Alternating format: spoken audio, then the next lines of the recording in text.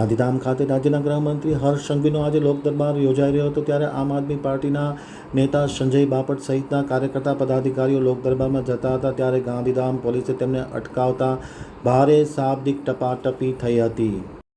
હવે જોઈએ ગાંધીધામ આમતક ન્યૂઝ બ્યુરોનો એક વિસ્તૃત અહેવાલ.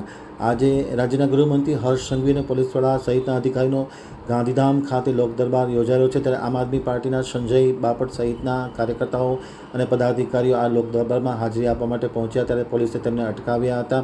પોલીસે તેમને લોક દરબારમાં નહીં જવા દીધા હતા. આમ આદમી પાર્ટીના પદાધિકારીઓએ પોલીસને રજૂઆત કરી હતી કે તેમને કેટલાક પ્રશ્નોને સંબંધિત લઈને લોક દરબારમાં રજૂઆત કરી મહત્વની હોય, પરંતુ પોલીસનું વલણ મક્કમ રહ્યું હતું અને તેમને હર્ષ સંઘવીના લોક દરબારમાં જતા અટકાવવામાં આવ્યા હતા.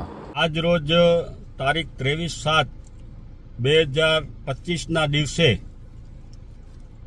8 પાસ અને હંમેશા ફાંકા ફોજદારી કરતા ગૃહમંત્રી હર્ષ સંઘવી જ્યારે પૂર્વ કચ્છ જિલ્લાની મુલાકાતે આવેલા હતા, ત્યારે દારૂ, ડ્રગ્સ, ખનીજ, નમક માફિયાઓ જેવી અનેક રજૂઆતો જે પૂર્વ કચ્છ એસપી ક્યારેય સાંભળતા નથી, અને હર્ષ સંઘવીએ ટ્વીટ કરીને જણાવેલું કે હું આવતીકાલે કચ્છ અને મોરબી આવી રહ્યો છું અને લોકોની રજૂઆતો સાંભળીશ.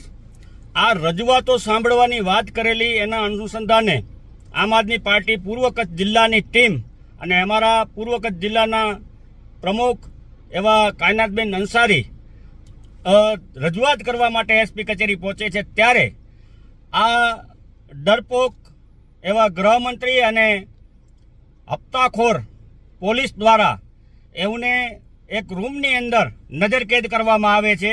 એમની રજૂઆત કરવા દેવામાં નથી આવતી.